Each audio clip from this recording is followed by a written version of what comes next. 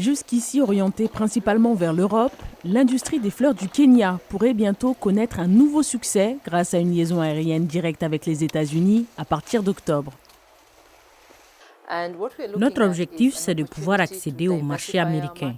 Nous ne voulons pas de concurrence avec les Sud-Américains, qui sont les principaux producteurs ou fournisseurs de fleurs en Amérique du Nord. Nous serons d'un très grand apport en termes de complémentarité, car nous offrons des produits très différents de ceux déjà présents. Les roses du Kenya sont de plus petite taille que celles de la Colombie, qui dominent le marché américain.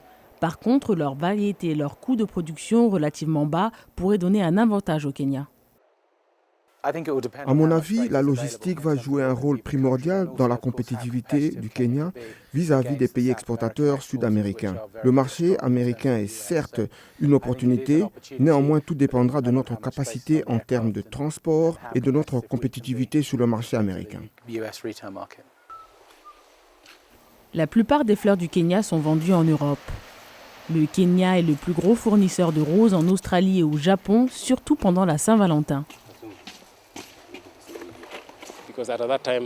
Parce qu'en cette période, les demandes sont nombreuses.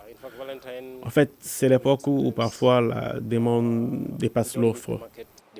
Pour se préparer à faire face à la forte demande pendant la Saint-Valentin, les producteurs de fleurs se voient obligés d'employer de la main-d'œuvre supplémentaire estimée à près de 100 000 employés saisonniers. Selon des estimations officielles, l'industrie florale au Kenya fournit au moins 400 000 emplois supplémentaires, pourvoyant ainsi des moyens de subsistance à environ 2 millions de personnes. Cela me permet de faire face aux besoins de ma famille ainsi qu'aux frais de scolarité de mes enfants.